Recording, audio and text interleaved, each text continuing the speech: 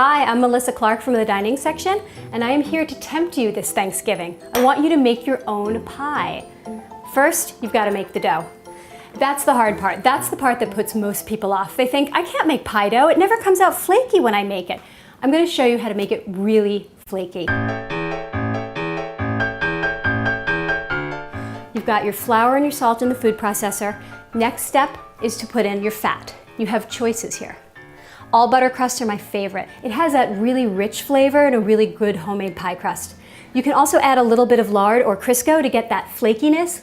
Lard by far is your best choice. It has no flavor. All it has is a lightness that really makes a big difference. It gives it a big crunch. So this is what you do. First step, you want to put your fat into the food processor and you want to cut it in until it's big chunks.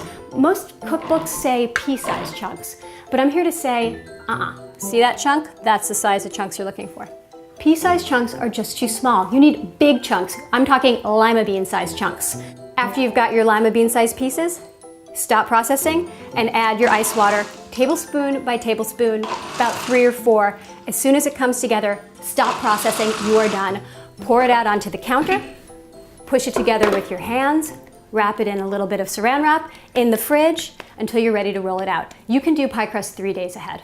Now, when it comes to rolling pie dough, most people roll and roll and roll it right into the counter, and then they can't get it off. There's a trick to it. Sprinkle a little flour right on the counter, roll it, and then move it. You keep rolling and moving, flipping it over, adding a little more flour as you go, and that way it never sticks because you never keep it in the same position. Once you've got your dough nice and flat, you want to just drape it over itself and lay it gently in the pie dish.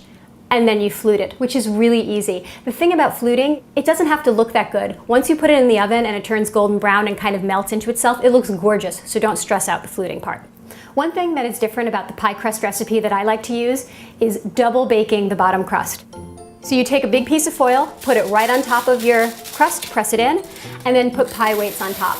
I like to use pennies because pennies are made out of copper, or they used to be made out of copper, and they are great conductors of heat. So they give you a really nice even brown crust.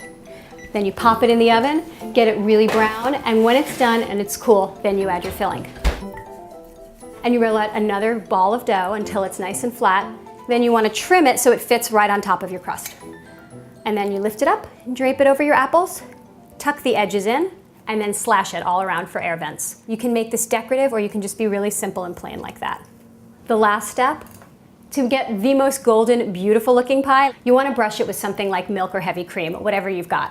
So you just take a little milk on your brush it all around, and if you really want to knock people's socks off and you want the entire house to smell amazing while this pie is baking, even more amazing than it would anyway, cinnamon sugar. Just take some cinnamon sugar, sprinkle it right on the top, in the oven. 50 minutes later, heaven in a pie crust.